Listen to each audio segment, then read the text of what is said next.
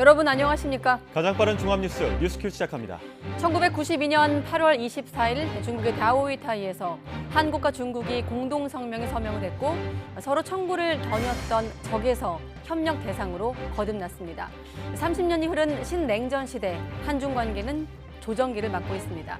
한중 관계 전망해 보겠습니다.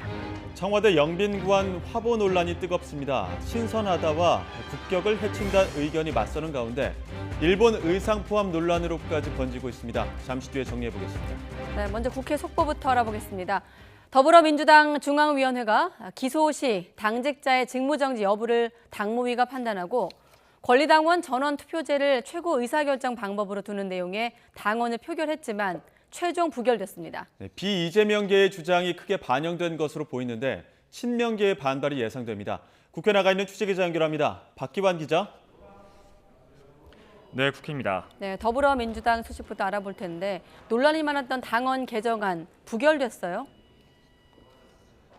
네, 그렇습니다. 민주당 중앙위원회는 조금 전 당헌 개정안 표결 결과 찬성이 제적위원회 47.35%로 과반이 되지 않아 부결됐다고 밝혔습니다. 부결된 개정안은 권리당원 전원 투표를 전국 대의원 대회보다 최고 의사결정 방법으로 하는 내용의 조항 등입니다. 또 기소 시 당직자의 직무 정지 여부를 윤리심판원이 아닌 당무위가 판단하도록 하는 당헌 80조 3항도 포함되어 있었습니다. 앞서 당권 주자인 박용진 의원뿐만 아니라 전해철 의원 등 친문계도 소수 강성당원에 의해 당이 휘둘릴 수 있다며 반대 의견에 동참했는데요. 그럼에도 비대위와 당무위의 의결을 거친 개정안인 만큼 통과될 것이란 관측이 많았지만 결국 비명계의 요구가 이루어진 셈입니다. 박용진 의원은 중앙위 의결에 대해 당내 민주주의 정신이 살아있음을 증명하는 투표였다며 더 많은 수기를 통해 전당원 투표와 대의 기구들의 관계를 논의하자고 입장을 밝혔습니다. 그동안 여의도의 마음과 당원의 마음이 다르다고 지적했던 이재명 의원은 물론 친명계 의원들은 이에 대해 대거 반발할 것으로 예상되는데요. 민주당 비대위는 일단 잠시 뒤 오후 4시부터 당헌 개정안 등과 관련해 논의를 시작할 예정입니다. 네, 어제 이준석 전 대표의 탄원서가 공개되면서 논란이 일었는데 오늘도 여전히 계속됐다고요?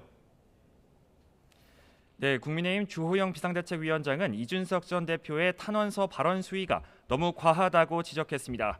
그러면서 언제든 만날 수 있지만 이 전 대표가 안 만나겠다는데 자꾸 요청하는 것도 경우가 아닌 것 같다고 설명했습니다. 직접 들어보시겠습니다. 이준석 전 대표의 발언 수위에 대해서 좀 어떻게 생각하십니까? 발언 수위가 너무 과하죠. 너무 과하죠. 저희들이 언제든지 열려 있습니다만은 지금 상황 자체가 쉽지 않아서 본인이 안 만나겠다는데 우리가 자꾸 만나겠다 하는 것도 경우가 아닌 것 같아서. 이 전 대표는 여당 의원들의 질타에 대해 SNS에서 대놓고 비꼬았습니다. 윤석열 대통령이 권성동 원내대표에 보냈던 이모티콘을 빗대 오매불망 체리 따봉이나 기다리시길 바란다고 말했습니다. 그러면서 재판부에 제출한 편지를 공개한 것부터가 이례적인데 이걸 가지고 폭로라며 지적하는 것 자체가 후한 무치라고 비판했습니다. 이 전 대표는 진짜 보수 정권을 걱정하는 사람들이 있다면 윤석열 정부에서 얼마나 위험한 일이 벌어지고 있는지 따져보고 바로잡아야 한다며 윤석열 대통령을 직격했습니다. 이와 별개로 차기 지도부 선출을 위한 전당대회 날짜를 두고 유력 당권 주자인 김기현 의원은 빠를수록 좋다고 말했고 주호영 위원장은 내일 예정된 의원 연천회 등을 통해 비대위와 당원들의 뜻을 모아 결정할 문제라고 답했습니다. 네, 그리고 오늘 국회 상임위 상황도 궁금합니다. 네, 먼저 기획재정위원회는 오늘 1주택자에 대해 올해 한시적으로 특별공제 3억 원을 추가 적용하는 내용의 법안 심사에 들어갔습니다. 하지만 과반수 의석을 가진 민주당 의원들이 원칙 없는 부자 감세라며 불참해 의결은 사실상 어려워졌습니다. 법제사법위원회에서는 한동훈 법무부 장관과 최재해 감사원장 등이 출석했는데 법무부 시행령과 감사원의 문재인 정부 정책에 대한 감사 착수 등을 두고 여야가 공방을 벌이고 있습니다. 또 과학기술정보방송통신위원회에서는 소위 구성과 의회 일정 등을 두고 신경전을 벌이던 여당 의원들의 불참이 계속되는 가운데 이종호 과기부 장관이 이번에도 과방위 회의장에 불출석했습니다. 정청래 과방위원장은 국회의 재정통제권을 무력화하는 게 아닌가 하는 강한 의구심이 든다며 유감을 표했습니다. 지금까지 국회에서 YTN 박견입니다. 네, 어제 민주당 이재명 의원의 배우자 김혜경 씨에 대한 소환 조사가 진행이 되면서 법인카드 유용 의혹 수사가 막바지에 접어들고 있습니다. 경찰이 수행비서 배모 씨에 대해 구속영장을 신청하는 방안을 검토 중인 것으로 알려진 가운데 김 씨 측은 법인카드 유용을 지시한 적이 없다고 선을 그었습니다. 자세한 소식 취재기자 연결해 알아보겠습니다. 김예린 기자. 네, 사회일보입니다. 네, 어제 김혜경 씨 조사 예상보다 빨리 끝났는데 경찰 수사 어떻게 진행 중입니까? 네, 어제 김혜경 씨를 소환 조사한 경찰은 주요 관계자와 김 씨의 진술을 비교하며 법리 검토에 착수했습니다. 선거법 위반 공소시효가 다음 달 9일 만료되는 만큼 경찰은 이번 달 안에 사건을 마무리하고 검찰에 넘길 방침입니다. 특히 법인카드로 음식을 사 김 씨 집에 보내고 다른 공무원들을 사적 심부름에 동원한 혐의를 받는 수행비서 배 씨에 대해서는 구속영장을 신청하는 방안도 검토하고 있습니다. 앞서 김혜경 씨는 어제 오후 1시 40분쯤 경기 남부경찰청에 피의자 신분으로 출석해 5시간가량 조사를 받았습니다. 사실상 어제 조사가 처음이자 마지막이었던 만큼 조사가 길어질 거란 관측이 많았는데요. 김 씨가 혐의를 대부분 부인하는 취지로 간략하게 답하면서 조사가 예상보다 이르게 마무리된 거로 보입니다. 어제 조사가 끝난 뒤 이재명 의원은 SNS에 아내 김 씨는 카드를 쓴 적이 없고 카드는 수행비서 배모 씨가 쓴 사실이 확인됐다며 혐의를 전면 부인했습니다. 또 아내는 배 씨가 사비를 쓴 것으로 알았고 본인 음식값을 지불했다는 점도 경찰 조사에서 밝혔다고 덧붙였습니다. 경찰은 지난해 8월 민주당 대선 예비경선 직후 김 씨와 민주당 인사 3명의 식사비 7만 8천 원을 법인카드로 결제한 사실을 김 씨가 알고 있었는지 중점적으로 캐물은 것으로 전해졌습니다. 당시 밥값이 김 씨 지시에 따라 경기도 법인카드로 결제된 사실이 확인되면 선거법 위반 혐의가 적용될 수 있기 때문입니다. 경찰은 또 김 씨가 타인 명의로 대리 처방전을 받았다는 혐의 등에 대해서도 사실관계를 확인한 것으로 알려졌습니다. 앞서 사적 심부름과 결제를 지시한 수행비서 배 씨와 공익신고자 A 씨는 이달 초 소환 조사를 받았는데요. 경찰이 배 씨 신병을 확보하느냐에 따라 김 씨의 신병 처리 방향도 윤곽이 잡힐 전망입니다. 지금까지 경기 남부경찰청에서 전해드렸습니다. 국민의힘 권성동 원내대표는 더불어민주당 이재명 의원이 부인의 법인카드 유용 의혹을 7만 8천 원 사건이라고 언급한 것을 두고 전형적인 언어 교란이라고 강하게 비판했습니다. 권 원내대표는 SNS에 이 의원이 법인카드 관련 혐의들을 7만 8천 원으로 퉁치며 마치 작은 잘못으로 가혹한 형벌을 받았다는 장발장 코스프레를 한다고 지적했습니다. 이어 해괴한 말을 만들어 법망을 빠져나가려 해도 그동안 지은 죄가 너무나 무겁다면서 당대표 방탄조끼를 내려놓고 성실하게 수사를 받으라고 촉구했습니다. 윤석열 대통령 부부가 서울 한남동에 마련된 새 대통령 관저로 다음 주 이사합니다. YTN의 취재 결과 윤 대통령은 취임 114일 만인 오는 31일 과거 외교부 장관 공관으로 쓰던 서울 한남동 관저에 입주하는 것으로 확인됐습니다. 새 관저는 기존 청와대 절반 정도인 1,400제곱미터 정도 규모로 장마와 폭우 탓에 리모델링 공사가 한 달 정도 지연됐습니다. 윤 대통령은 그동안 서초동 사저에서 용산으로 집무실까지 10분 남짓해 오갔지만 한남동에 입주할 경우 절반인 5분 안팎이면 출퇴근이 가능할 것으로 보입니다. 윤석열 대통령 부인 김건희 여사의 팬카페에 경호상 철저하게 기밀로 취급되는 대통령 일정이 노출돼 논란이 일고 있습니다.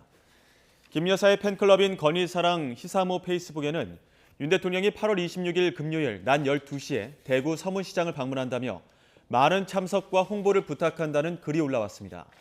해당 일정은 대통령실 출입 기자단에도 공지되지 않은 행사였는데 논란이 일자 대통령실 고위 관계자는 어떻게 이런 일이 벌어졌는지 경호처를 통해 파악해 재발하지 않도록 조치하겠다며 거듭 죄송하다고 말했습니다. 또 국민의힘 대구시당에서 행사를 준비하면서 당원과 현역 의원, 보좌관 등 행사 참여를 원하는 분들의 의견을 수렴하는 과정이었다며 특정 의도가 있다기보다 마음을 보태주려다 발생한 일이라고 설명했습니다.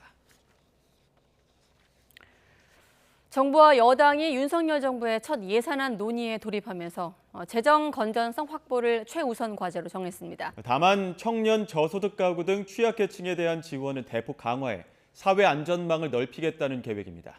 김태민 기자의 보도입니다. 내년도 예산안 편성 방향을 논의하기 위해 이른 아침부터 정부 여당이 머리를 맞댔습니다.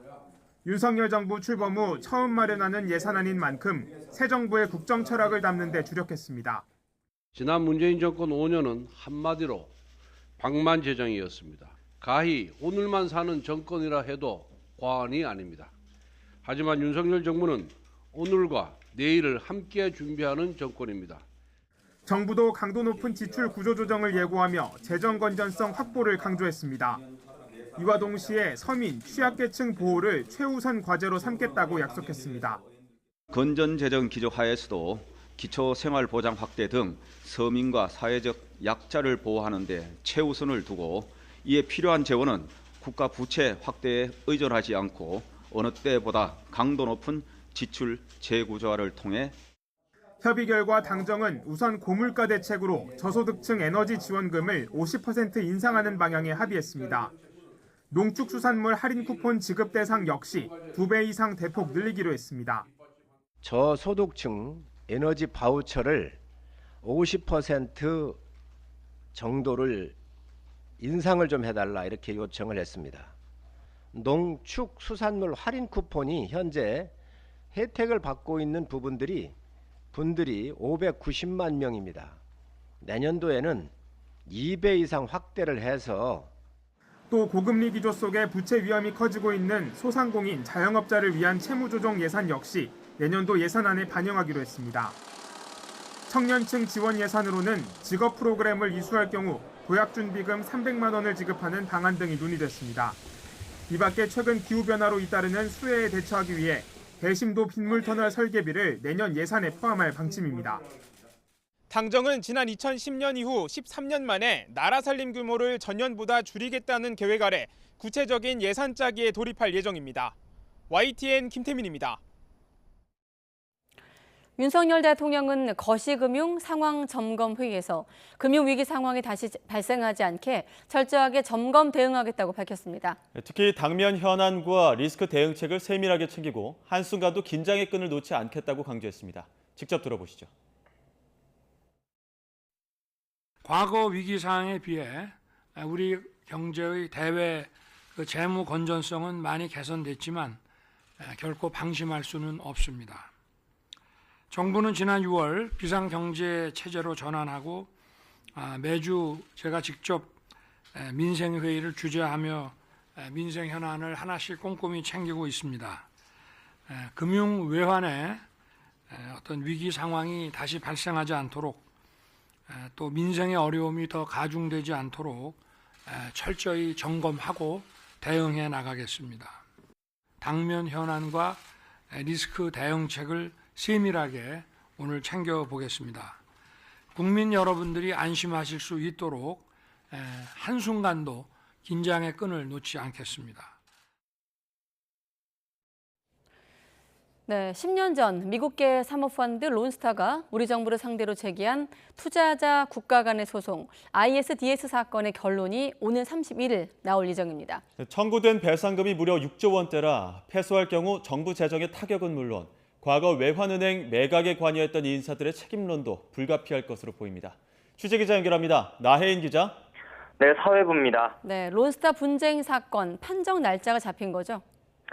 네, 법무부는 론스타와 우리 정부 사이 ISDS 사건을 맡아본 국제투자분쟁해결센터 중재판정부가 우리 시간으로 오는 31일 판정을 선고하겠다고 알려왔다고 전했습니다. 지난 6월 중재판정부가 절차 종료를 선언한 지 2달 만입니다. 론스타는 지난 2012년 외환은행 매각 과정에서 우리 정부 때문에 손해를 봤다며 국제중재기관에 배상을 청구하는 ISDS를 제기했습니다. 청구한 배상금은 46억 7,950만 달러, 지금 우리 돈으로 6조 원이 넘습니다. 론스타는 과거 외환은행 매각 당시 우리 금융위원회가 정당한 이유 없이 가격 인하를 압박하며 승인을 미뤘다고 주장하고 있습니다. 2003년 외환은행을 1조 3천억 원에 사들여 2012년 3조 9천억 원에 되팔았는데 우리 정부가 제때 승인했으면 2007년 더 비싼 값에 팔 수 있었다는 논리입니다. 또 매각 당시 우리 국세청이 물린 세금도 부당했다며 우리 정부에 배상을 요구하고 있습니다. 우리 정부는 그동안 서면 심리와 변론 과정에서 론스타에 내린 모든 행정 조치는 국제법규와 조약에 기초해 어떤 차별도 없이 공정하게 이루어졌다는 입장을 강조해 왔습니다. 국제투자분쟁 해결센터는 2016년 6월 이후 더는 변론 일정을 잡지 않았지만 판정을 미루다 담당 중재인도 바뀌면서 10년 만에야 선고 날짜를 통보했습니다. 법무부는 결과는 예단할 수 없다며 어떤 판정이 나오든 신속하게 알리고 국익에 부합하는 대응을 하겠다고만 밝혔습니다. 패소할 경우 불복 절차가 마련돼 있긴 하지만 결론이 뒤집히는 경우는 흔치 않다는 점에서 정부의 재정 타격은 불가피할 것으로 보입니다. 또 애초 외환은행 매각 과정에 먹튀, 헐값 논란이 거셌던 만큼 당시 금융당국 인사들의 책임론도 뒤따를 것으로 전망됩니다. 지금까지 사회부에서 전해드렸습니다.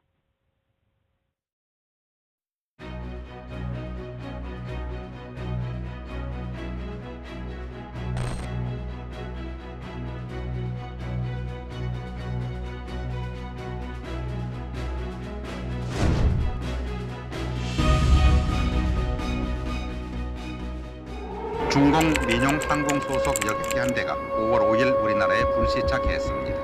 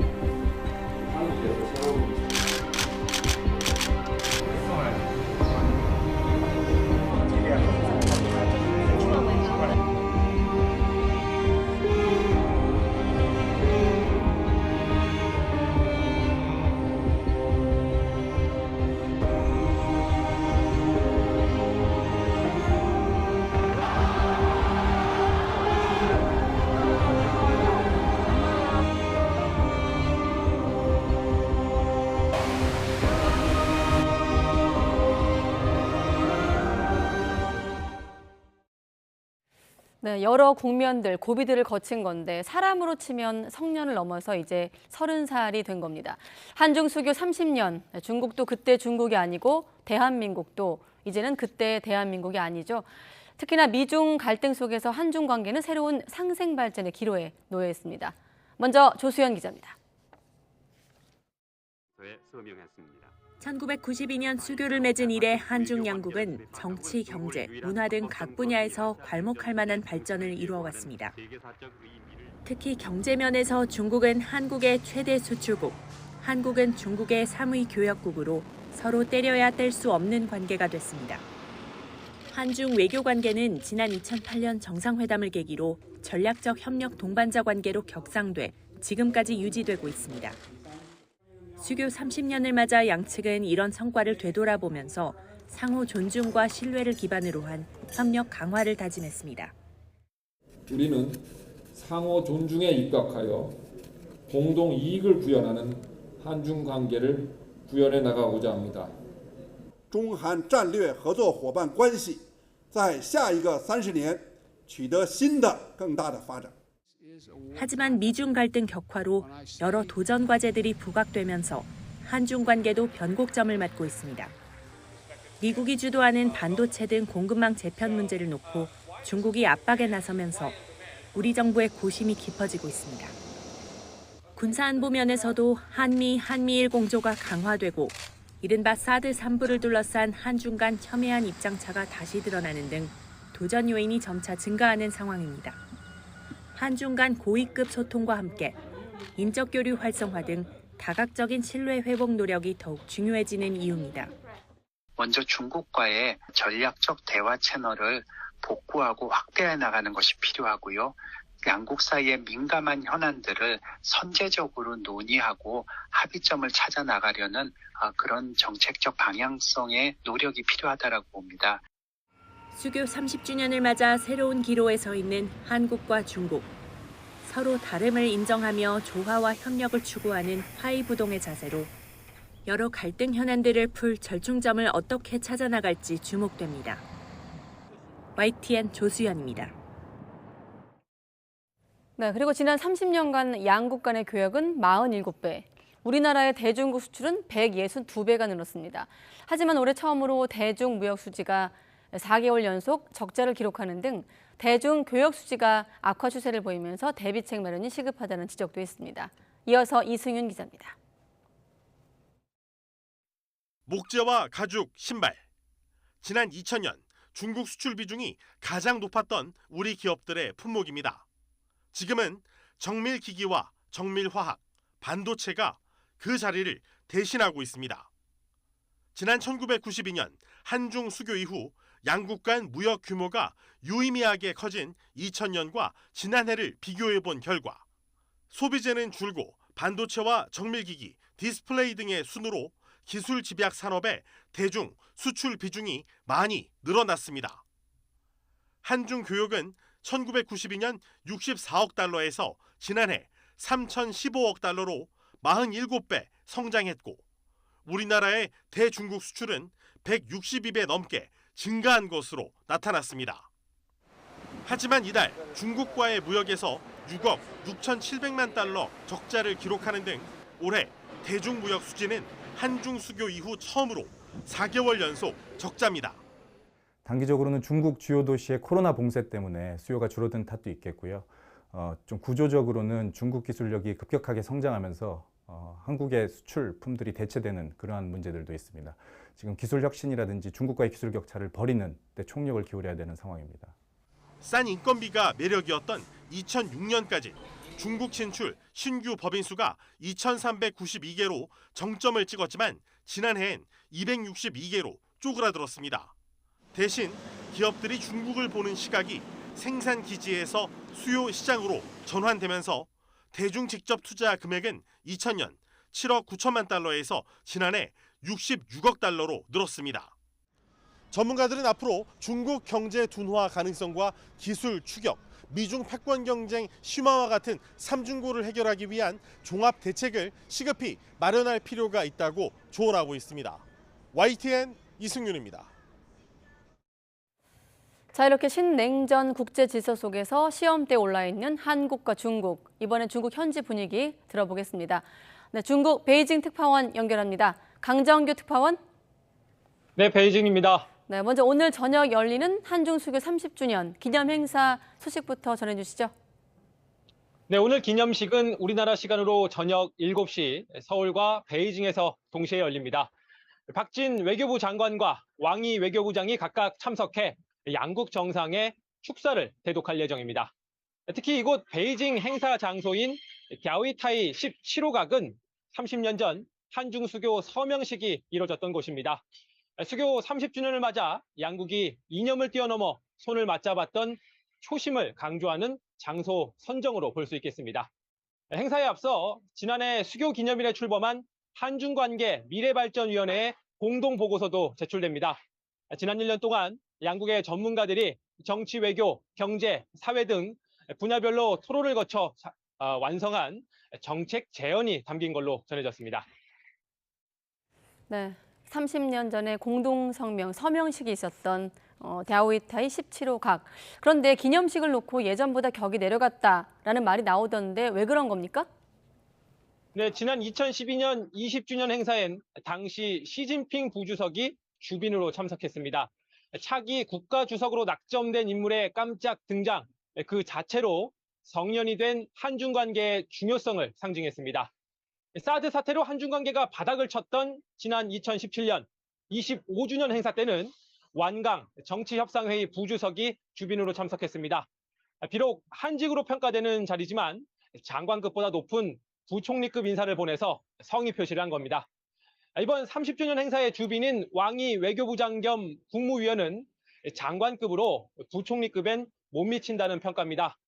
규모도 축소됐는데 표면적인 이유는 코로나19 방역이지만 사드 3불이나 중국을 배제한 반도체 동맹, 치포 참여 문제 등 최근 복잡한 한중 관계가 반영됐다는 분석도 나옵니다. 네, 아까 영상으로 정리한 걸 보니까 30년 동안 한중 관계 굴곡도 참 많았는데, 자, 중국 현지에서 본 한중 관계 변화는 어떻게 좀 보고 있습니까?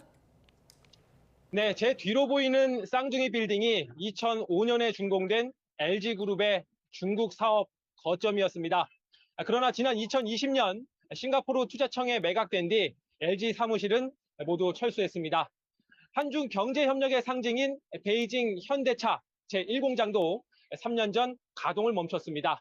2016년 이후 판매량이 3분의 1 수준으로 폭락하면서 현지 전기차 업체에 매각한 겁니다. 현대차는 최근 베이징 도심에 전시 매장을 열고 이미지 변신을 꾀하고 있지만 품질을 앞세운 독일 명차와 가성비를 내세운 현지 업체 사이에 끼어서 활로를 잡기 쉽지 않습니다.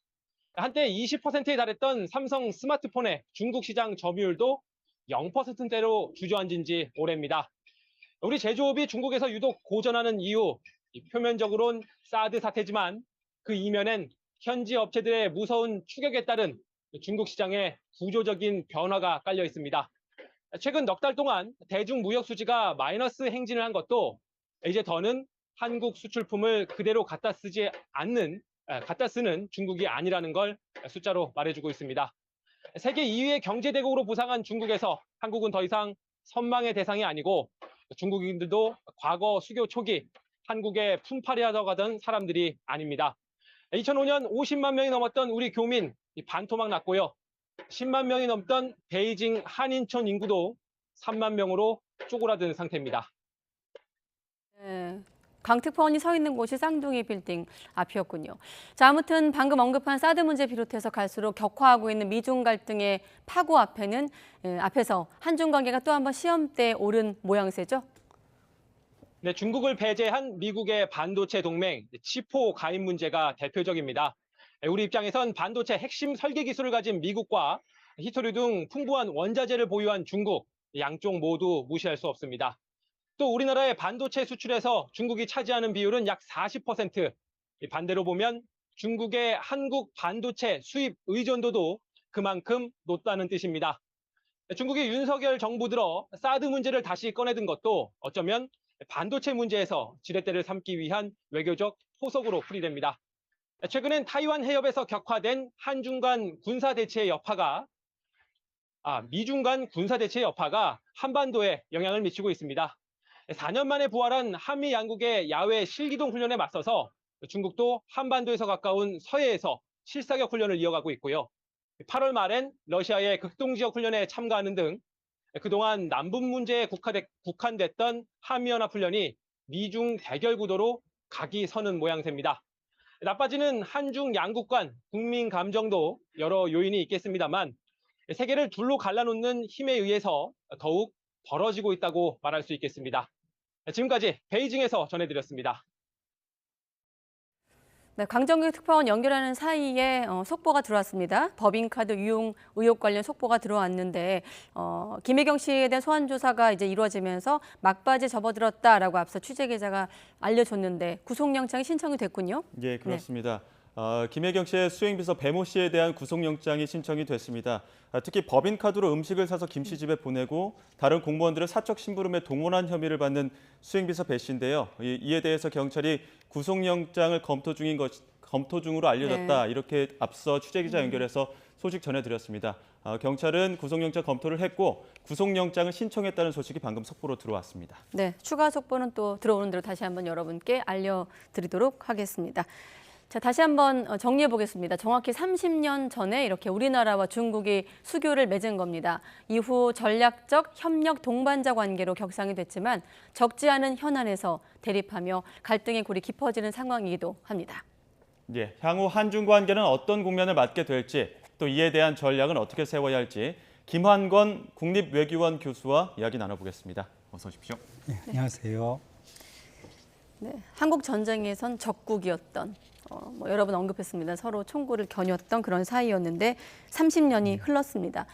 한중 수교 30년, 큰 틀에서 어떤 의미가 있다고 보십니까?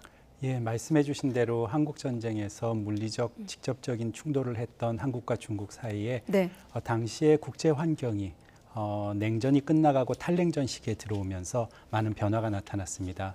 중국의 입장에서는 이 시기를 맞이해서 개혁 개방 정책을 계속해서 추진하고 또 당시에 89년 6월 달에 있었던 천안문 사태에 관해서 유혈 진압을 하는 바람에 국제적으로 고립되어 있는 상황이었습니다. 네. 여기에 대한 돌파구를 위해서 그리고 마지막으로는 91년도에 한국과 북한이 유엔에 동시 가입을 함으로써 하나의 중국이라는 원칙을 유지하면서도 한국과 수교를 할 수 있는 명분을 가졌다라는 생각에 중국의 입장에서도 수교를 서둘렀습니다. 네. 한국의 입장에서는 당시 노태우 행정부 시기에 북방 외교를 이미 당시의 구소련 그리고 동구 국가들과의 수교를 진행해 나가면서 임기 이전에 중국과의 수교를 마무리함으로써 이 북방 외교를 완성하기 위해 서두른 측면이 있었습니다. 네. 예. 구체적으로 본다면은 그 정치 분야에서 또 사회 문화, 경제,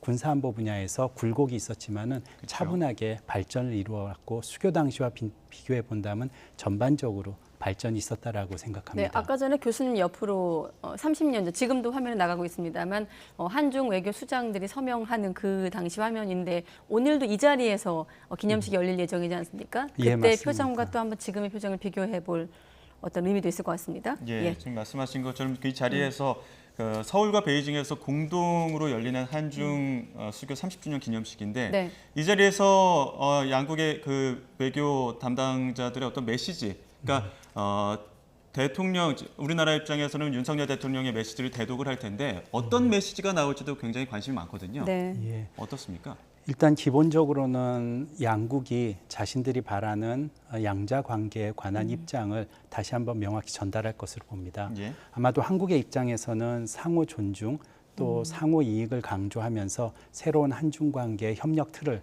만들려는 제안을 할 것으로 봅니다. 반면 중국의 입장에서는 최근 왕이 외교부장이 강조했던 속칭 5개 응당, 예. 또 독립자주, 설린 우호, 그다음에 공급망이라든가 상호 이익 같은 얘기를 하는 이런 부분을 물론 응당이라는 표현이 현재 논쟁 중에 있습니다만은 중국의 입장을 다시 한번 한국에 명확히 전달할 것으로 봅니다. 반면에 정상 간의 메시지가 지금 아직 알려지진 않았는데요. 네. 만약에 지금 많은 전문가들이나 한중의 협력을 바라는 인사들이 한 3가지 정도로서 많은 관심을 가지는 것 같습니다.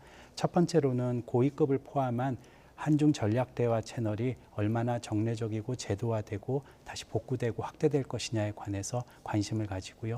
다른 한편으로는 현재 한중 경제 관계를 본다면은 어려움 속에서도 새로운 협력 분야를 개발해내고 확대해내는 새로운 경제 협력 틀이 무엇이 나올 것이냐. 그리고 마지막으로는 가능성이 현재 많이 논란이 되고 있습니다만은 정상회담에 관해서는 어떤 메시지가 전달될지 이런 부분에 관심을 많이 가지고 있는 것으로 알고 있습니다. 네, 지금 보면 박진 장관, 왕이 부부장이 참석할 것이다. 자, 그런데 국무위원 겸 외교부장이거든요. 사실 25주년 때도 그랬고 20주년 때도 그랬고 국가 부주석이 참석한 것으로 이제 기억을 하면서 그때와 좀 대비되는데 뭐 사드 때도 부주석급을 보냈는데 어떻게 된 거냐 뭐 이런 측면도 있거든요. 예, 어떻게 예. 보십니까? 예, 수교 이후에 중국 측의 기존 입장은 20주년 때 당시에 국가 부주석이었던 시진핑 지금의 현 주석이죠. 네. 또 당시에도 차기 주석으로서 곽광받던 시기입니다.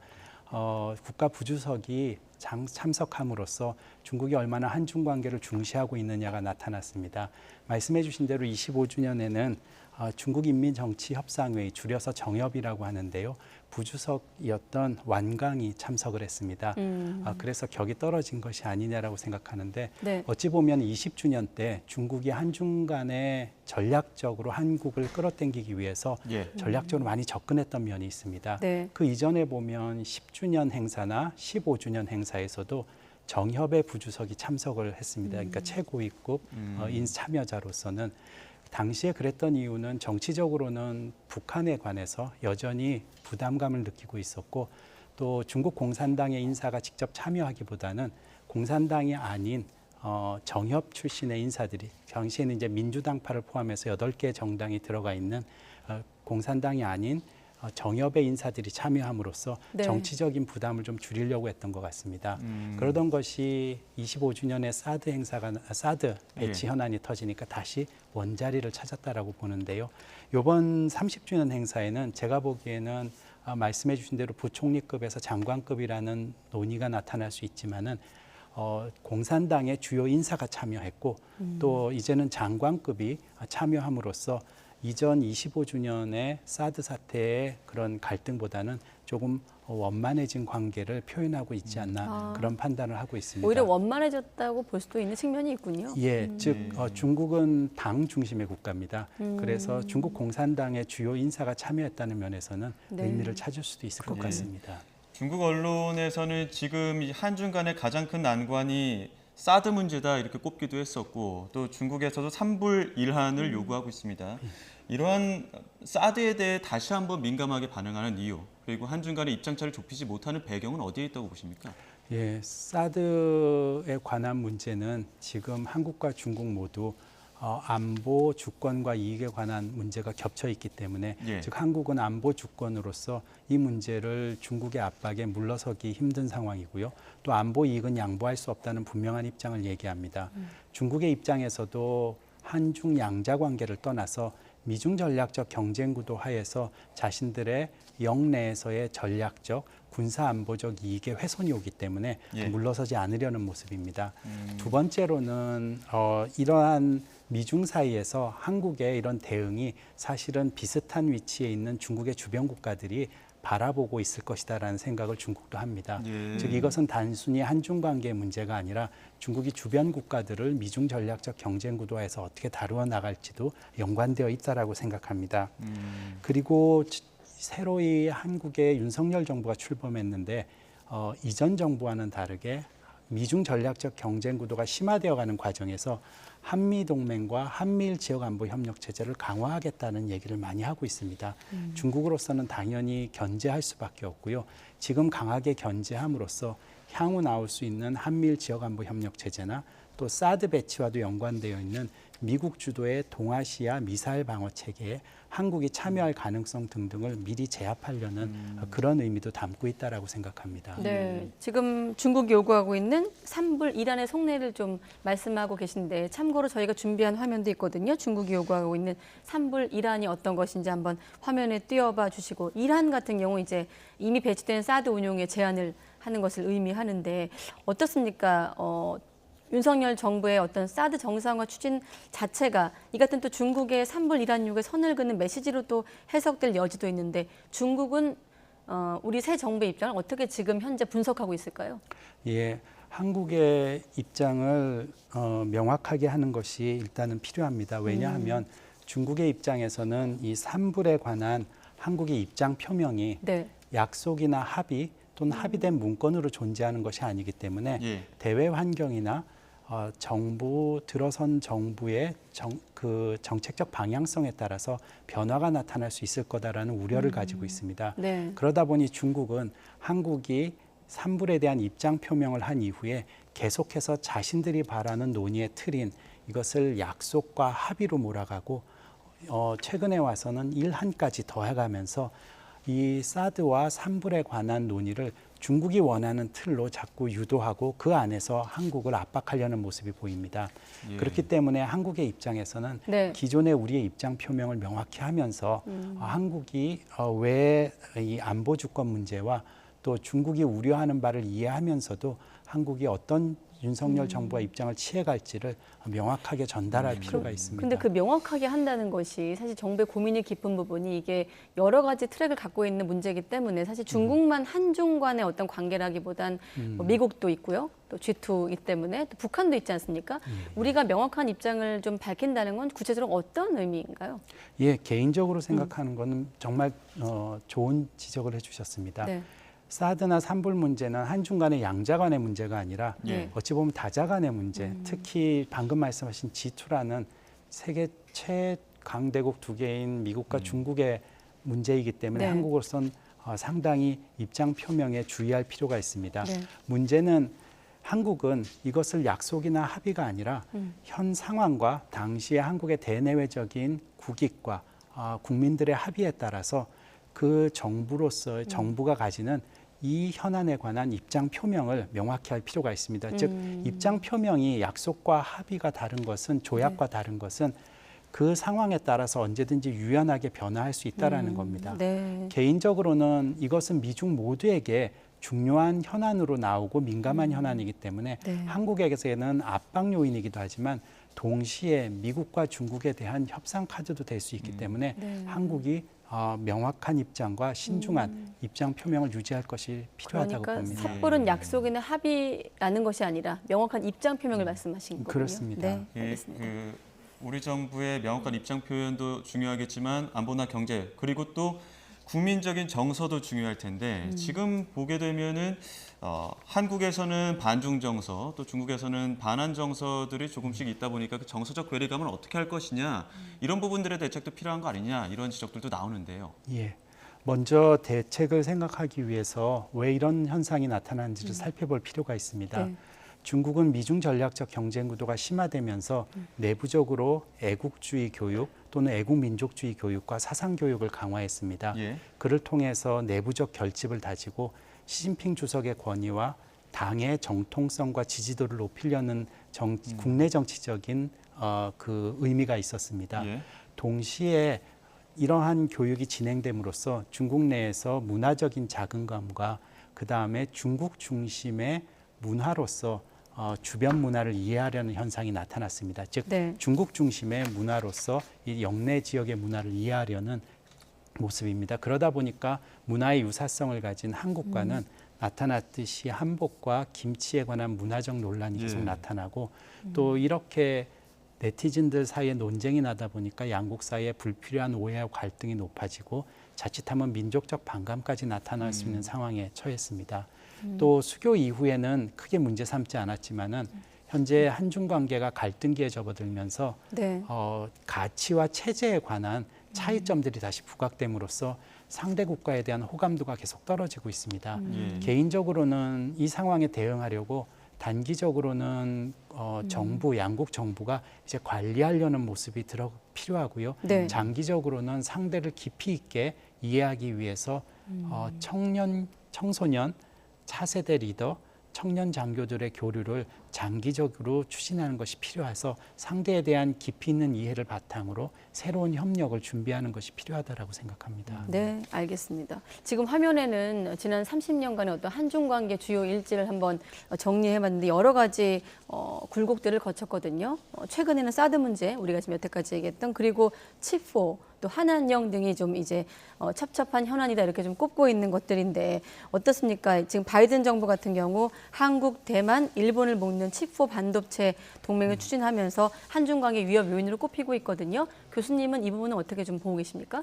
예, 칩4를 포함해서 인도 태평양 경제 프레임워크라는 IPEF를 등등으로 한국과 중국 사이에 한국이 과연 경제적으로 미국 편에 드는 것이 아니냐, 미국의 손을 드는 것이 아니냐라는 논쟁이 나타났습니다. 개인적으로는 이러한 부분에 대한 오해를 중국에 풀 필요가 있다고 봅니다. 한국은 이러한 경제적인 산업 공급망이라든가 다자 간의 산업 협력 틀을 미중 사이의 어느 한 나라를 택한 것이 아니라 한국의 국익에 따라서 다양한 경제 다자 협의체와 기구에 참여하면서 한국의 이익을 확대해 나가고 있습니다.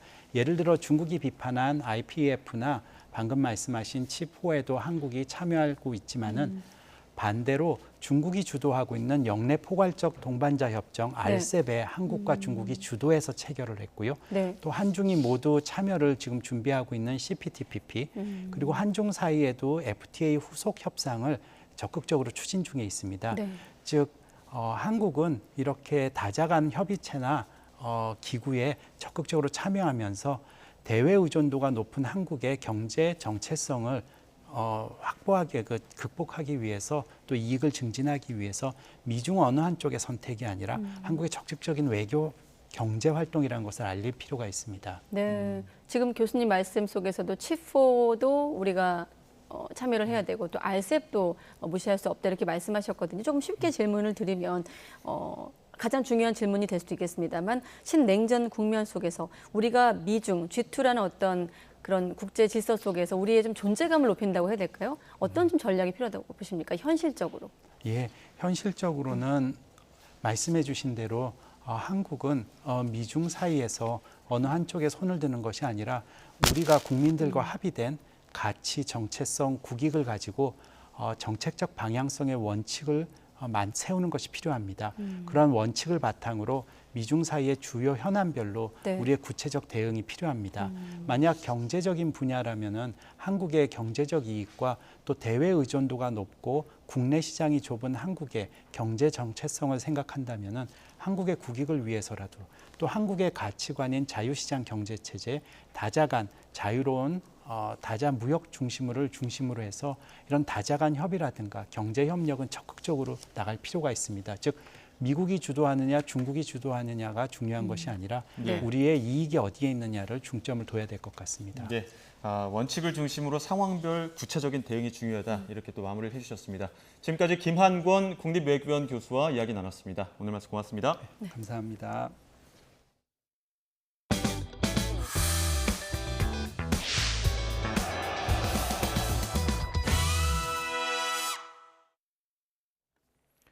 지난 폭우로 고물가 행진에 가속이 붙고 있습니다. 특히 침수 피해가 큰 나물이나 채소 등의 가격이 치솟고 있다고 하는데요.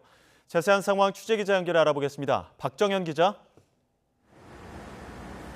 네, 서울 마포 농수산물시장에 나와 있습니다. 네, 농수산물 가격 오른다는 소식 여러 차례 전해드렸는데 채소 가격 오름세가 계속되는 거죠? 네, 제가 있는 곳은 시장에 있는 채소 가게입니다. 1인 가구가 삼겹살과 함께 먹을 상추와 깻잎을 살 때 가격을 알아봤는데요. 보통 한 끼에 200g 정도 먹는다고 할 때 상추는 4,000원, 깻잎은 6,000원에 구매할 수 있습니다. 지난해만 하더라도 상추는 1,500원, 깻잎은 3,000원에 살 수 있었는데 가격이 2배 이상 급등한 겁니다. 이런 쌈채소는 특히 폭우로 인해 쉽게 짓무르는데요. 가게에 물건이 들어와 상자를 열어보면 군데군데 무른 상품이 껴있다고 합니다. 명절을 앞두고 좋은 상품은커녕 채소 자체를 구하기 어려워진 상인들의 시름은 커져만 가고 있습니다. 직접 들어보시죠. 비가 더 많이 왔어요. 비가 더 많이 오니까 땅이 사실 굳어야 뭐가 자라잖아. 근데 지금 땅이 다 젖어 있으면 밑에 뿌리가 다 썩거든. 그러니까 아예 밭 자체에서 물건이 없는 거야. 채소값이 가파르게 오른 건 최근 이어진 폭우 영향이 큽니다. 덥고 습한 날씨에 작물이 쉽게 짓무르고 공급 자체가 줄어든 겁니다. 이곳에 채소를 납품하는 경기 파주시의 농부는 폭우로 밭이 논처럼 변해버렸다며 어려움을 호소하기도 했다고 합니다. 명절을 앞두고 시장을 찾은 손님들은 오른 가격에 놀란 기색을 감추지 못했는데요. 한 시민은 그동안 고물가여도 물가가 상대적으로 천천히 올라 체감이 덜했는데 폭우 이후 가격이 확 올라 부담이 크다고 말했습니다.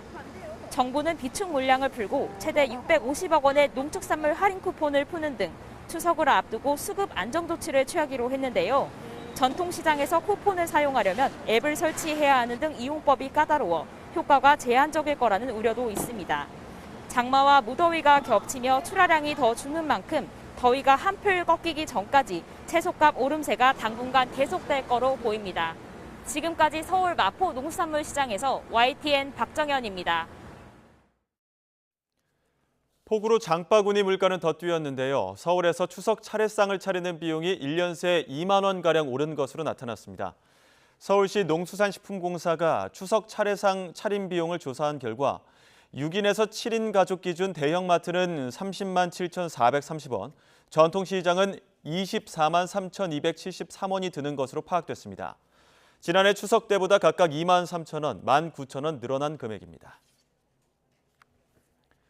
국내 라면과 스낵업계 1위인 농심이 다음 달 15일부터 주요 제품 가격을 인상합니다. 전량 수입에 의존하는 밀과 전분 등 재료의 원가 부담이 커졌기 때문이라는 게 농심의 설명입니다. 반면 수출 비중이 높은 삼양이나 라면 비중이 적은 오뚜기는 당장 가격을 올릴 계획은 없다고 밝혔습니다. 보도에 박홍구 기자입니다. 현재 대형마트에서 736원인 신라면 가격이 다음 달 15일부터 820원으로 10.9% 인상됩니다. 너구리는 9.9%, 새우깡은 6.7% 가격이 오릅니다. 농심이 라면 가격을 올린 건 지난해 8월 이후 1년 만이고 스낵은 6개월 만입니다. 농심은 우크라이나 전쟁으로 밀 등 곡물 가격이 치솟고 인플레로 포장재 가격까지 올라 인상이 불가피했다고 설명했습니다. 밀가루, 전분 등 원재료 가격이 급등했고 더군다나 이 환율이 상승을 해서 원가 부담이 좀 심화됐습니다. 더구나 농심은 올해 2분기에 지난 1998년 이후 24년 만에 국내 영업이 적자로 돌아서는 등 경영 압박이 커지는 상황입니다. 업계 2위인 오뚜기는 가격 인상을 검토하겠지만 구체적 인상폭과 시기는 결정된 게 없다고 밝혔습니다. 오뚜기 측은 라면 제품 생산 비용이 늘었지만 판매 비중이 높지 않아 다른 제품군에서 손실을 만회할 수 있는 구조라고 설명했습니다. 삼양식품은 수출이 70%를 차지하는 사업 구조 때문에 가격 인상을 고려하지 않고 있습니다. 삼양 관계자는 예전 같으면 한두 달 안에 농심을 따라서 가격을 올렸겠지만 고환율 영향으로 채산성이 좋아져 이번엔 상황이 다르다고 밝혔습니다. YTN 박홍구입니다.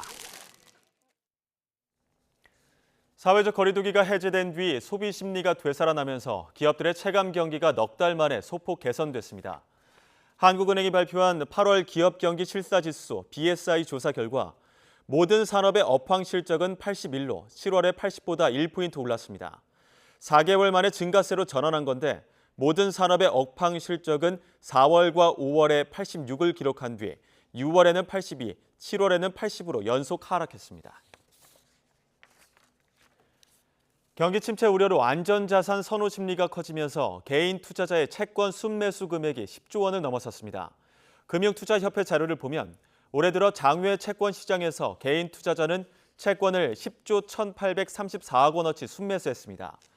이는 지난해 1년 동안의 순매수 금액을 2배 웃도는 수준으로 개인 투자자의 연간 채권 순매수 규모가 10조 원을 넘은 건 올해가 처음입니다. 추석이 2주 앞으로 다가왔습니다. 3년 만에 맞는 일률적인 거리두기 없는 명절이지만 요양병원 내 확진자가 크게 늘면서 이번 추석에도 대면 접촉 면회는 제한됩니다. 취재기자 연결해 코로나19 상황 알아보겠습니다. 김연아 기자. 네, 사회 2부입니다. 요양병원은 감염 예방에 특히 신경을 썼는데 그럼에도 확진자가 많이 늘었군요. 네, 7월 넷째 주부터 지난주까지 한 달 사이 평균 환자 수가 무려 72%나 증가했습니다. 같은 기간 전체 코로나19 확진자는 60% 정도 늘었습니다. 요양병원과 요양시설은 코로나19 유행 초기부터 집단 감염 문제가 커서 정부가 특히 신경을 썼지만 여전히 평균 이상의 피해가 발생한 겁니다. 원인을 놓고 정부는 감염 초기 대응을 제대로 하지 못하는 곳이 여전히 많기 때문이라고 보고 있습니다. 정기석 국가감염병 위기대응 자문위원장은 아직도 요양시설의 60%는 감염관리 교육을 전혀 받은 적이 없다면서 관리 실태를 강하게 비판했는데요. 요양시설은 의료진의 숫자가 적고 미흡한 부분이 많아서 감염 관리자를 지정하고 더욱 철저하게 교육해야 하는데도 지자체들이 중요하게 생각하지 않는다며 특단의 대책이 필요하다고 지적했습니다. 정부는 일단 요양시설을 방문하는 의료기동 전담반을 활성화해 의료 역량을 강화하고 내일부터 시설별로 감염 상황에 대비한 모의 훈련도 진행하기로 했습니다. 또 피해를 막기 위해 이번 추석 연휴에도 대면 접촉 면회는 제한한다고 밝혔습니다. 코로나19 발생 상황은 예상대로 완만한 감소 국면에 진입하는 모습입니다. 0시 기준 신규 확진자는 전주보다 4만 1천여 명 줄어든 13만 9천여 명으로 집계됐고 위중증 환자는 573명, 사망자는 10대를 포함해 63명 발생했습니다. 제2유행 정점을 지나는 가운데 정부는 입국 전 코로나19 검사를 폐지할지에 대해 의견을 수렴하고 있습니다. 정부는 다만 비행기를 통한 여행은 밀폐된 공간 안에서 식사 등이 진행되기 때문에 고려할 사항이 많다고 덧붙였습니다. 지금까지 사회 2부에서 YTN 김연아입니다. 코로나19 영향으로 지난 2분기 사망자가 역대 최다를 기록하면서 인구 감소세가 11분기째 이어졌습니다.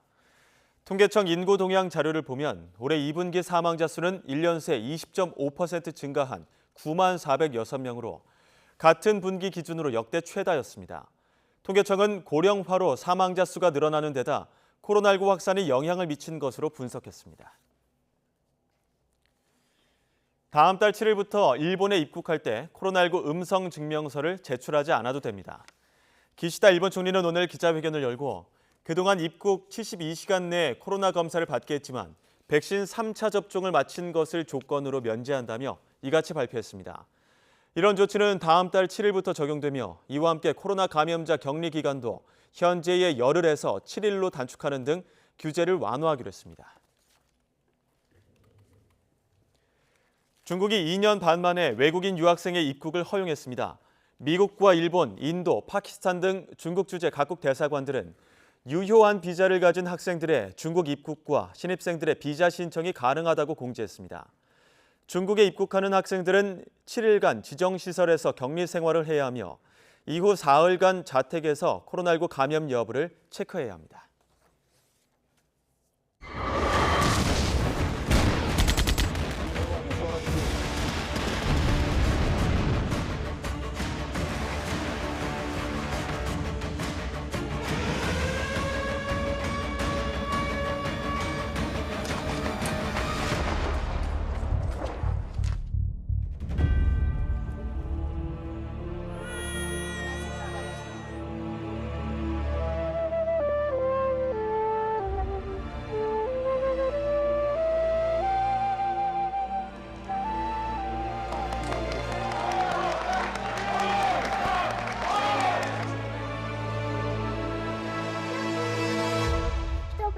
Уже не вернуть, отпусти и забудь.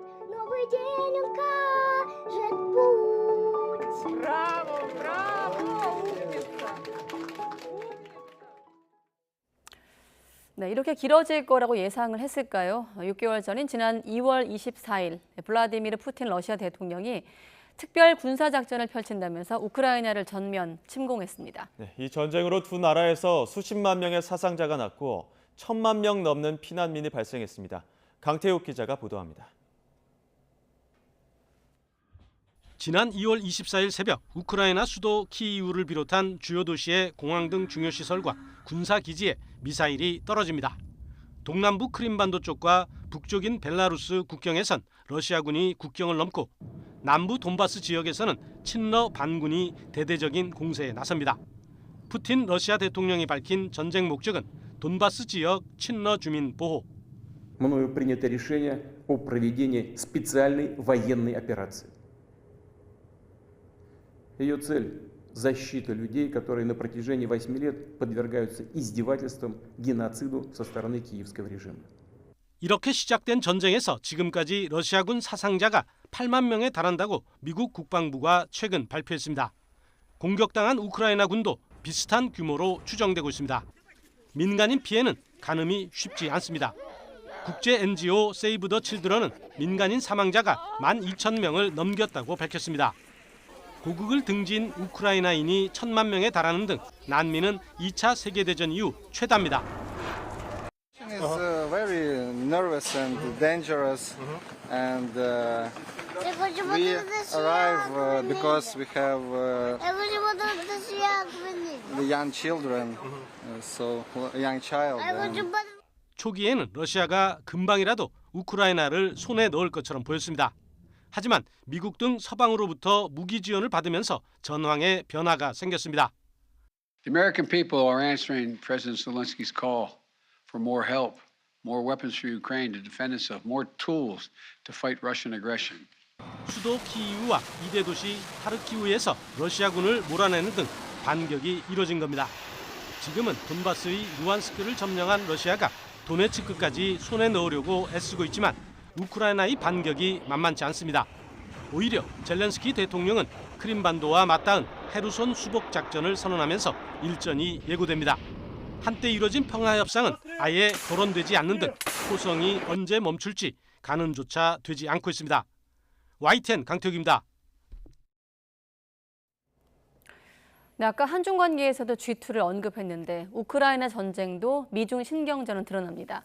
미국은 자유세계를 이끌면서 러시아에 대한 제재를 주도하고 우크라이나를 전폭 지원하고 있습니다. 하지만 중국이 러시아의 편에 서서 미국과 각을 세우고 있어 전쟁이 길어질수록 진영 대립이 가속화하고 있습니다. 강성훈 기자가 보도합니다.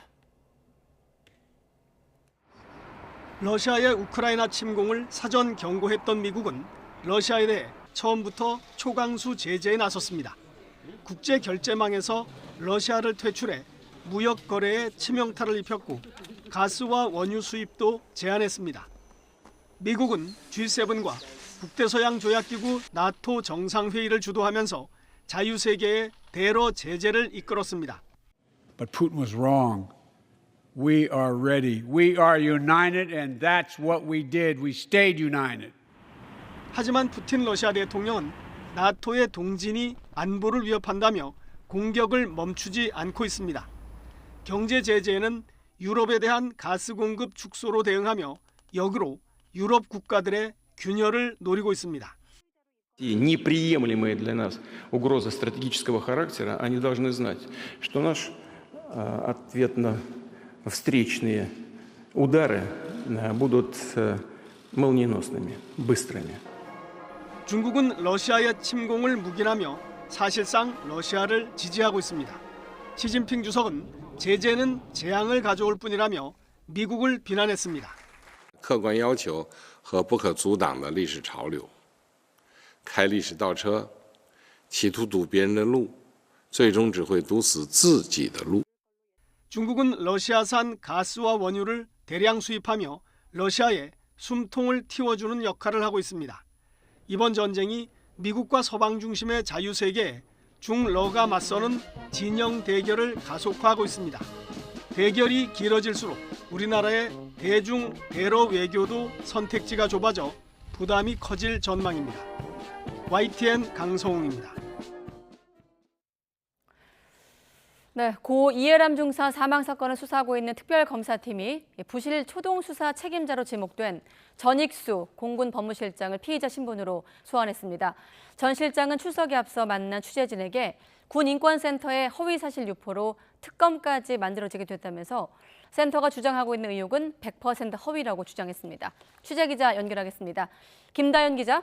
네, 사회 일부입니다. 네, 아직 조사가 진행 중인 겁니까? 네, 전익수 공군 법무실장에 대한 조사는 3시간 전쯤부터 시작됐습니다. 전 실장은 직무유기 등의 혐의를 받는 피의자 신분으로 출석했는데요.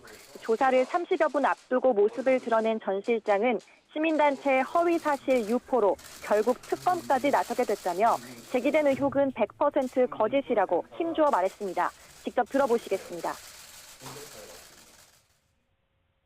위조된 녹취록과 조작된 녹음 파일을 가지고 허위 사실을 유포하면서 국회와 언론을 속이고 여론을 호도해서 특검까지 하게 만들었습니다. 실장으로부터 초동 수사에는 문제 없었다는 입장이십니까? 문 열어주세요. 인권센터가 주장했던 부분은 100% 허위라고 보시면 됩니다.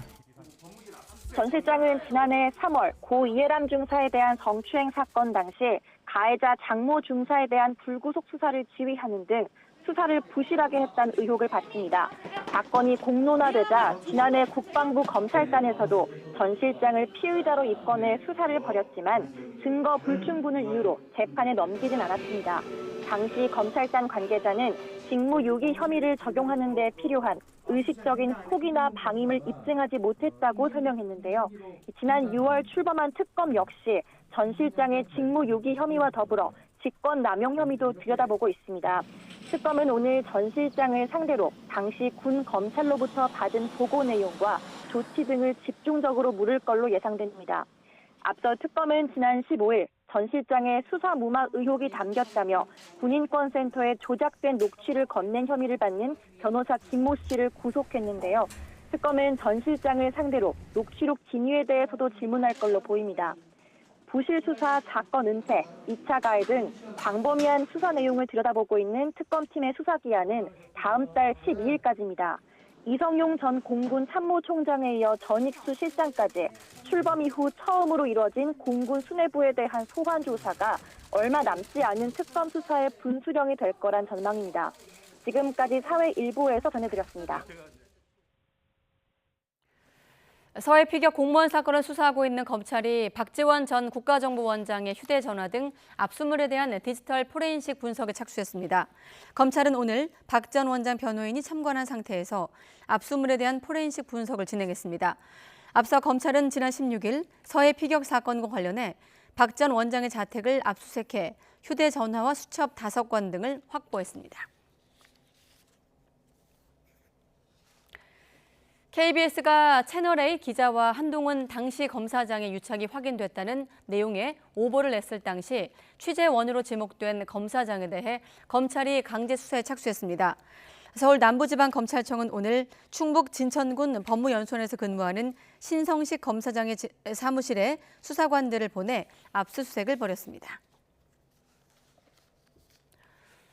네, 국회 법사위에서 연일 야당 의원들과 기싸움을 벌이고 있는 한동훈 장관. 장관 취임한 지 오늘로 꼭 100일 됐습니다.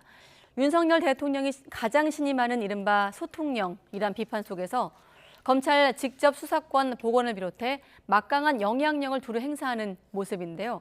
하지만 검사 시절 악연에서 연장된 최근의 충돌에 우려 섞인 목소리도 나오고 있습니다. 오철희 기자가 취재했습니다.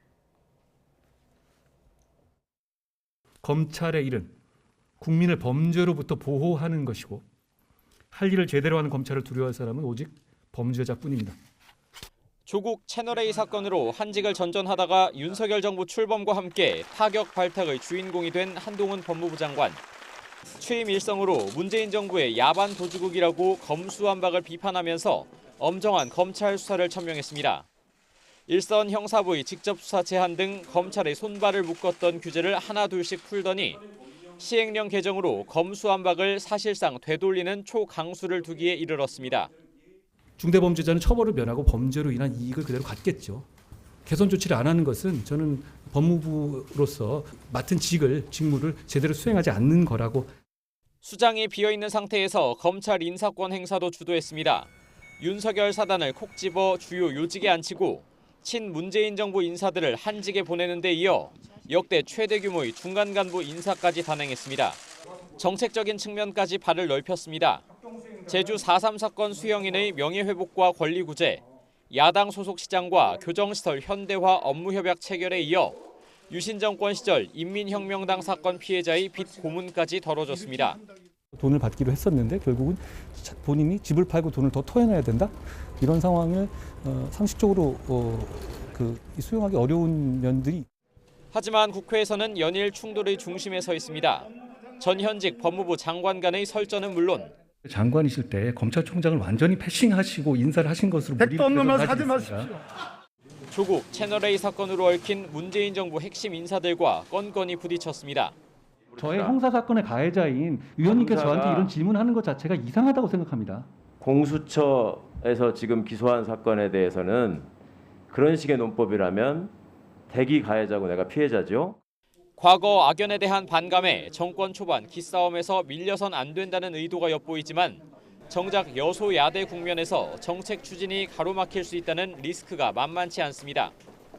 한동훈 장관은 윤석열 정부 초반 확실한 원톱으로 자리매김했다는 평가지만 검사 동기이자 윤석열 사단 핵심인 이원석 검찰총장 후보자가 검찰 수장 자리에 오르게 되면 묘한 경쟁이 펼쳐질 가능성이 있다는 관측도 나오고 있습니다. YTN 우철입니다. 네, 그리고 이원석 검찰총장 후보자 인사청문회는 다음 달 5일 열립니다. 여야가 오늘 이 같은 인사청문 일정에 합의하고 오는 29일 법제사법위원회 전체 회의를 열어 인사청문 실시 계획서를 채택하기로 했습니다. 윤석열 대통령은 어제 국회에 제출한 인사청문 요청안에서 이 후보자가 수사를 비롯한 법무와 검찰 업무 전반에서 다양한 경험과 탁월한 역량을 갖추고 있다면서 인선 배경을 설명했습니다. 법무부가 검찰청법 개정으로 축소된 검사의 직접 수사 개시 범위를 확대하는 이른바 검수원복을 추진하고 있는 가운데 경찰이 이에 무효 의견을 담은 의견서를 법무부에 제출했습니다. 경찰은 의견서를 통해 법에서 삭제된 범죄를 시행령으로 다시 포함하는 것은 상위법의 취지에 맞지 않는다면서 법률의 위임 범위를 일탈한 위헌이고 위법이라고 주장했습니다. 특히 법무부가 개정 검찰청법 조문에 적혀 있는 등을 포괄적으로 해석한 것에 대해서도 문헌적 의미를 자의적으로 왜곡했다고 비판했습니다.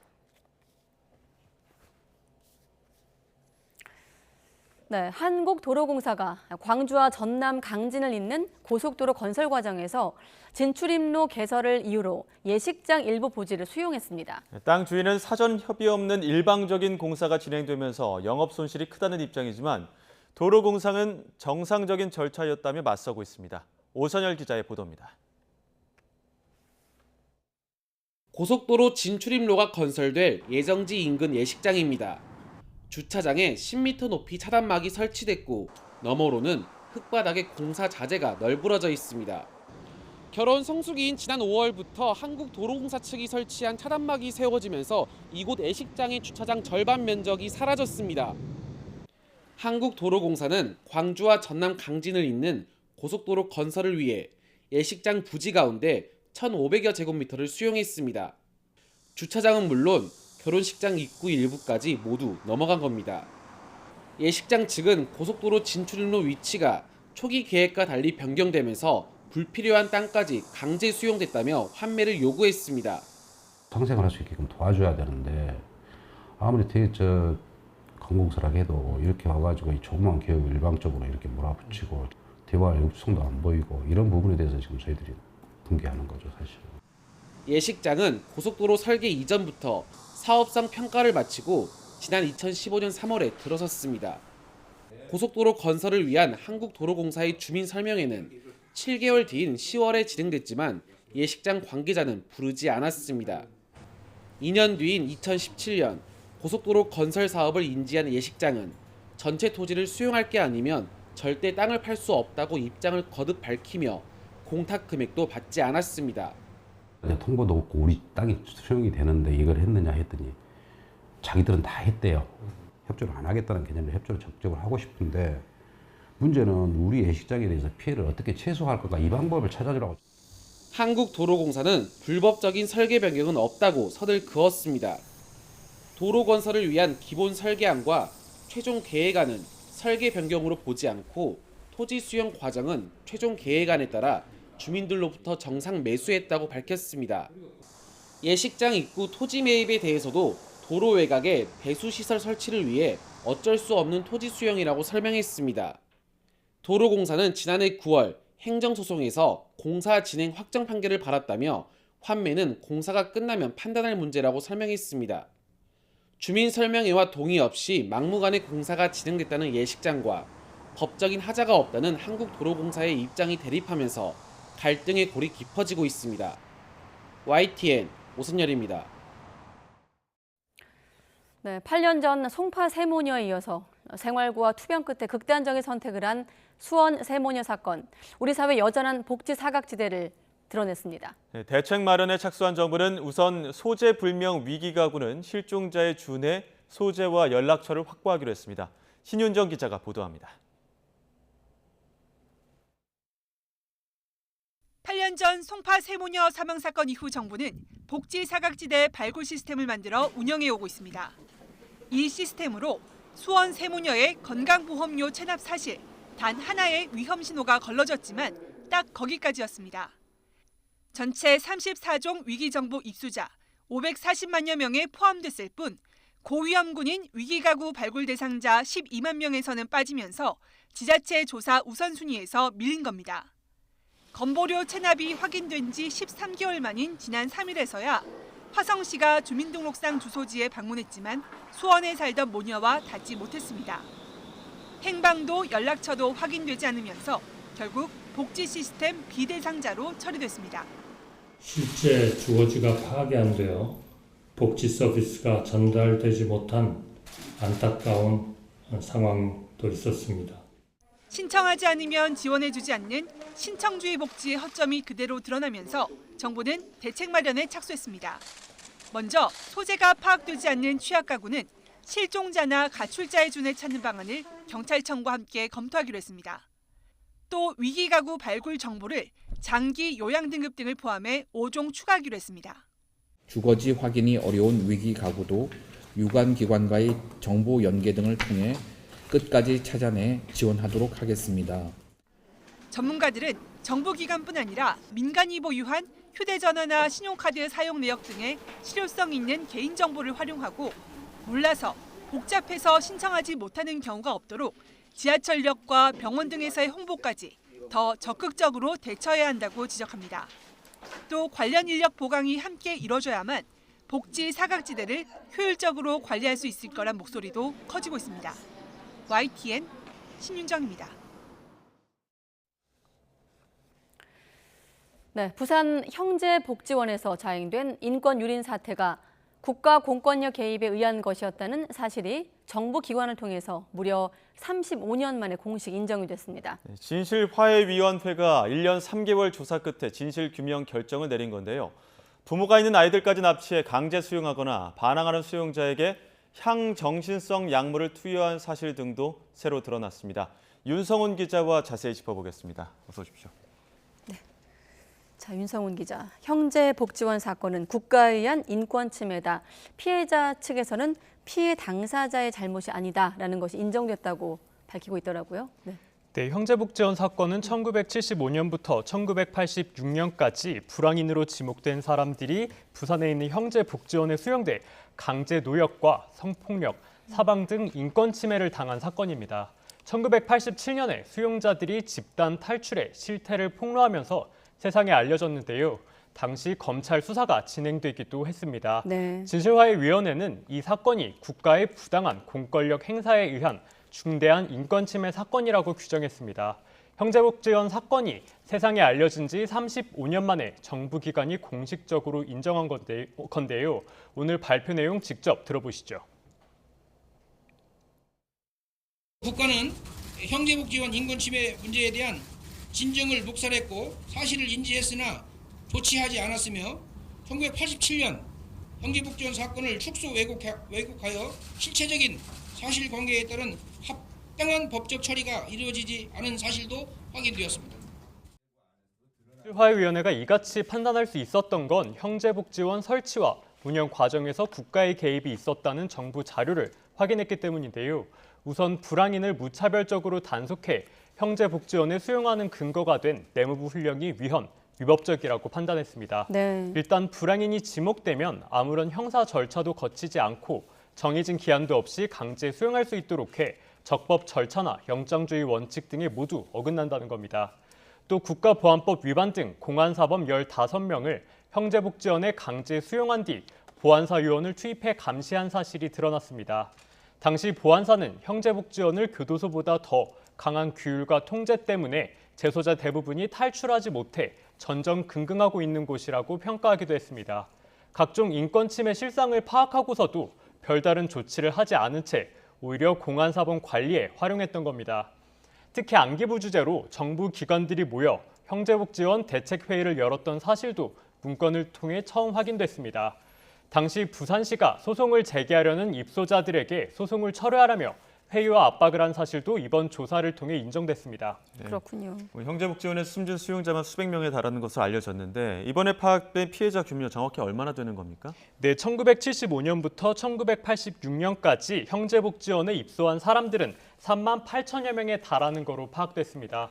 형제복지원은 불황인을 수용해 관리한다는 목적으로 운영됐는데요. 실상은 일반 시민, 공안사범, 고아 등의 사람들도 강제로 수용돼 구금됐습니다. 불황인의 신고, 단속, 수용 등을 내용으로 하는 내무부 훈령 제410조 때문에 가능했는데요. 진실화해위원회는 관련 훈령이 명확성 원칙, 적법 절차 원칙, 영장주의 원칙 등을 모두 위반한 위법적인 규정이라고 판단했습니다. 또 강제 구금된 이들이 강제 노역, 폭행, 가혹행위, 성폭력 등을 당한 사실도 인정됐습니다. 지금까지 형제복지원에서 사망한 수용자는 552명으로 알려졌었는데요. 실제로는 이보다 많은 657명이 사망한 거로 이번에 파악됐습니다. 의문의 사망자가 발생하기도 하고 일부는 사망 진단서가 조작된 사실도 드러났습니다. 네, 자 윤상훈 기자가 형제복지원 사건 설명하고 있는데 시청자분들 관심 가지실 것 같아 잠깐만 소개를 하겠습니다. 자 우영우 드라마, 지난주 종영한 화제의 드라마죠. 이상한 변호사 우영우에 나온 수령 500살 팽나무가 국가지정문화재 천연물이 결국 되나 봅니다. 네. 예, 오는 30일 관도 개최로 이 팽나무의 천연기념물 지정이 예고되면 30일 이상 의견 수렴 기간을 거쳐서 최종 확정될 예정입니다. 팽나무 창원시가 보호수로 지정한 수령 500살 된 동부마을 당산목인데요. 네. 높이 16m, 둘레 6.8m에 이릅니다. 네, 드라마 설정대로 가나 봅니다. 네, 추가 속본 다시 한번 알아보겠습니다. 자, 그리고 다시 윤성훈 기자. 아까 윤성훈 기자가 불황인으로 지목되면 아무런 절차도 거치지 않고라고 했던 규모가 3만여 명, 3만 8천여 명이네요. 자, 그런데 이번 조사 과정에서 수용자들이 일상적으로 학대나 부당행위 당한 구체적인 사례들도 확인됐다고요? 네, 그렇습니다. 먼저 과거 신문 기사 내용을 보면서 좀 설명을 드릴 텐데요. 네. 지난 1975년 12월 부산 지역 신문에 나온 기사입니다. 형제복지원 수용자 30여 명이 민간인과 경찰관을 폭행하고 2시간여 동안 대체했다는 내용이 담겨 있습니다. 당시 15살이었던 A씨는 원장 일가의 사적 보복에 동원됐다고 증언했습니다. 박인근 원장의 동생인 박중근 총무가 이 같은 일을 지시했다는 겁니다. 또 원장 일가의 사적 보복 동원에 적극적으로 가담하지 않으면 폭행을 당해야 했다고도 말했습니다. 직접 들어보시겠습니다. 20-30명을 모아가지고 모이니까는 그 총무 되시는 분이 무조건 가서 잡으라 하면 잡고 때리라고 하면 때리고 감금시켜라. 그렇게 지시가 떨어졌었어요. 네, 형제복지원 수용자들의 생활 환경은 말할 수도 없이 열악했습니다. 1985년 12월 기준으로 수용 정원이 500명이었지만 실제 인원은 2,600여 명, 5배를 넘었고 한 개 내무반에 90여 명이 함께 생활해야 했습니다. 또 낚시공장, 장난감 공장, 봉제 공장 등 각종 노역에도 동원됐는데요. 대가는 적금으로 넣어주겠다고 했지만 실제로는 제대로 지급되지 않은 것도 확인됐습니다. 당시 정부는 전국적으로 불황인 수용시설을 건축하기로 하고 형제복지원처럼 수용자들을 강제 노역시켜 건축 예산을 절감하도록 지시하기도 했습니다. 예, 때리고 감금시키고 각종 노역까지 수용자들도 가만히 있지는 않았을 것 같은데 반항을 하면 향정신성 약물을 투여했다고요? 네, 진실화해위원회는 형제복지원 수용자들에게 정신과 약물이 과다 투약된 사실도 확인했습니다. 당시 형제복지원엔 정신요양원이 있었는데요. 조현병과 간질, 불면증 등에 사용되는 향정신성 약품이 1986년에 집중적으로 구매됐습니다. 특히 클로르프로마진, 이건 조현병 환자의 증세를 완화할 때 사용하는 약품인데 25만 정이나 구매됐습니다. 정신요양원에 수용됐던 340여 명이 매일 2회씩 복용할 수 있는 약입니다. 네. 그러나 수용자들은 멀쩡한 사람들에게 정신과 약을 강제로 먹여 무기력한 상태로 만들어 통제했다고 주장했습니다. 진실화해위원회는 전문의 처방 없이 형제복지원 관계자가 약물을 임의로 투약해온 정황도 포착했는데요. 반항하는 수용자들을 통제하기 위해 향정신성 약품을 투여한 거로 판단했습니다. 아이고, 네. 자, 형제복지원이 아이를 납치한 뒤 가족이 찾지 못하도록 신상 정보를 조작한 사실도 확인됐다고요? 네, YTN 취재진이 직접 만나봤는데요. 네. 당시 6살의 나이로 형제복지원에 끌려갔던 설소영 씨입니다. 설소영 씨는 자전거를 타고 놀다가 형제복지원 관계자들에게 납치됐다고 말했는데요. 당시 상황에 대한 설명을 직접 들어보시겠습니다. 묻지도 안 하고 짐짝 던지듯이 저를 갖다가 그냥 막 던져버린 겁니다. 수도 쇠파이프를 갖고 오더만은 엎드려 하더만은 내가 그만할 때까지 너거는 쳐라 쟤를 갖다가. 그렇지. 설 씨가 사라진 뒤 설 씨의 부모는 사라진 아들을 찾기 위해 백방으로 노력했다고 하는데요. 당시 형제복지원까지 찾았지만 아들이 입소한 기록을 찾지 못하고 끝내 포기했습니다. 그런데 알고 보니 형제복지원엔 다른 이름이 등록돼 있었습니다. 설수영 씨의 원래 본명이 설수용인데 설수영으로 바꿔놓은 겁니다. 이름뿐 아니라 생년월일과 주소까지 모두 엉뚱하게 바꿔 기록해놓은 건데요. 진실화해위원회는 부모가 아이를 찾지 못하도록 형제복지원이 꾸민 거로 판단했습니다. 예, 뭐 드러난 사항 하나하나 충격적이긴 한데 이런 충격적인 사실을 묵인했던 정부 차원의 어떤 사과도 필요할 것 같은데요. 네, 진실화해위원회는 형제복지원에서 총체적인 인권 침해가 발생했다고 판단하고 국가가 사과하라고 권고했습니다. 네. 예, 알겠습니다. 여기까지 듣도록 하겠습니다. 지금까지 윤성훈 기자와 함께했습니다. 오늘 말씀 고맙습니다. 네, 수고하셨습니다.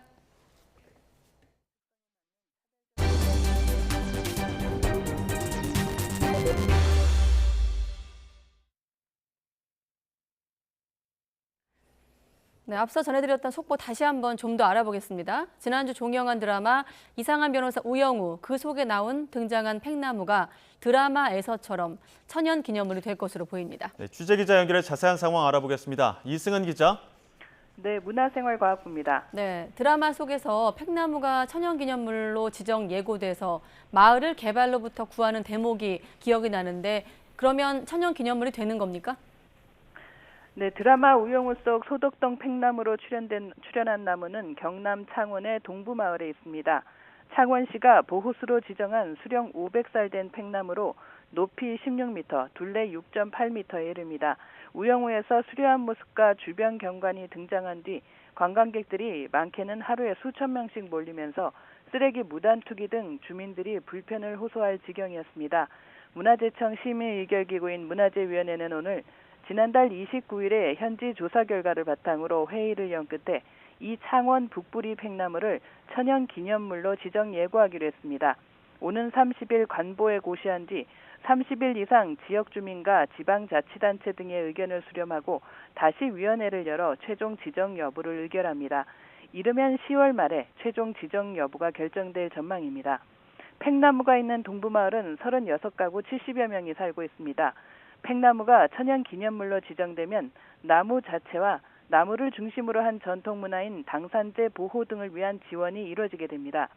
하지만 문화재보호법에 따라 주변이 역사 문화환경 보존지역으로 지정되면서 개발 규제가 발생하기 때문에 지역 주민의 의견이 중요합니다. 현재 마을 주민들은 팽나무 천연기념물 지정은 찬성하지만 재산권 행사에 제약이 생기는 것은 대부분 부정적 입장입니다. 문화재청과 창원시는 천연기념물마다 주변의 획일적인 규제가 아닌 주민 의견에 따라 특성에 맞는 차별적 제한을 하게 된다고 설명했습니다. 오늘 문화재위원회에서는 우영우 팽나무와 함께 청와대 노고수군도 천연기념물로 지정 예고하기로 했습니다. 녹지원 잔디밭에 있는 수령 170년이 넘은 반송과 회화나무 3그루, 말채나무, 용보들입니다. 고려시대 때부터 전해 내려온 수궁터의 수령 743년 된 주목은 추가 조사를 거쳐 심의에 오를 것으로 보입니다. 지금까지 문화생활과학부에서 YTN 이승은입니다. 유명 모델 한예진 씨가 꽃이 여러 송이 달린 화려한 드레스를 입고 누워있는 곳, 바로 청와대 영빈관입니다. 74년 만에 일반에 개방된 청와대가 이렇게 화보 촬영지로 변신하면서 논란이 뜨겁습니다. 화면 함께 보시죠. 잡지사 공식 홈페이지에서도 청와대 그리고 패션이라는 제목의 화보로 올라 있는데요. 총 32장으로 구성된 화보는 청와대 본관과 영빈관, 상춘제, 녹지원 등에서 촬영됐습니다. 문화재청은 이번 화보 촬영에 대해 우리 문화유산에 대한 관심이 방문으로 이어지도록 하기 위해 보그와의 협업을 추진했다고 밝혔는데요. 하지만 이를 바라보는 시선은 첨예하게 엇갈립니다. 일부 누리꾼들은 신선하다, 권위를 자유롭게 해주는 기분이다. 이집트 피라미드나 프랑스 베르사유 궁전에서도 화보를 찍듯이 이러한 작업들이 더 문화적인 가치를 높여준다. 이런 반응도 있었습니다. 반면에 부정적인 반응도 만만치 않았는데요. 정도가 있는데 이번엔 지나쳤다. 국격이 너무 가벼워 보인다 등의 반응을 보였습니다. 설왕설래 논란 속에 탁현민 전 의전 비서관이 SNS로 국가의 품격이 떨어졌다는 내용의 글을 올리면서 논란이 확산되고 있습니다. 논란이 커지자 문화재청이 다시 자료를 내고 해명에 나섰습니다. 이번 화보 촬영의 목적은 74년 만에 개방된 청와대를 새롭게 소개하기 위한 것이었다면서 한복의 현대적 해석도 새로운 시도가 되리라 판단했다는 겁니다. 한복의 재해석이란 문화재청 설명에 탁현민 비서관은 오늘 아침 라디오 인터뷰를 통해 솔직하지 못하다고 밝혔는데요. 들어보시죠. 아주 솔직하지 못한 거라고 생각해요. 그 결과물들을 실제로 보시면 아시겠지만 한복만 찍은 게 아니에요. 다른 여러 가지 복장들을 다 갖추고 있고 또 심지어는 일본의 아방가르드 대표 디자인은 유노스케 아카자키라는 사람의 작품도 그 안에 있어요. 그런 것들을 자꾸 숨기는 거예요. 네, 이렇게 논란이 커지자 보그코리아는 홈페이지에 올린 화보들을 모두 비공개 처리한 상태인데요. 문화재청도 향후 청와대에서의 촬영 등 허가 기준을 엄격히 적용하고 다양한 견해를 수용해 신중을 기하도록 노력하겠다고 밝혔습니다. 하지만 이번 화보 논란을 계기로 이 개방된 청와대를 어떻게 관리 운영할지에 대한 보다 깊이 있는 고민이 필요하다는 지적도 나옵니다. 9월을 앞두고 계절의 시기도 가을로 넘어가고 있습니다. 오늘 대부분 30도를 밑돌며 낮더위가 한결 누그러졌는데요. 내일도 곳곳에 산발적인 비가 내리며 더위 걱정은 없겠습니다. 내일 서울이 한낮에 25도로 오늘보다 3도가량 낮겠고요. 아침, 저녁으로는 선선함마저 감돌겠습니다. 내일도 전국이 대체로 흐리겠습니다. 오후 한때 서울을 포함한 중부와 경북 북부에는 5mm 미만의 비가 조금 내리겠습니다. 내일 아침 기온은 예년과 비슷하거나 조금 낮겠습니다. 서울 22도, 대전 21도, 광주 22도가 예상됩니다. 내일 낮 기온은 예년보다 1에서 4도가량 낮겠습니다. 서울 25도, 대전 28도, 부산 28도가 예상됩니다. 다가오는 주말에는 별다른 비 소식 없이 대체로 맑겠고요. 예년보다 선선한 날씨도 계속될 전망입니다. 날씨였습니다. 가장 빠른 종합 뉴스 뉴스큐 마치겠습니다. 이어서 이브닝 뉴스가 방송됩니다. 시청해주신 여러분 고맙습니다.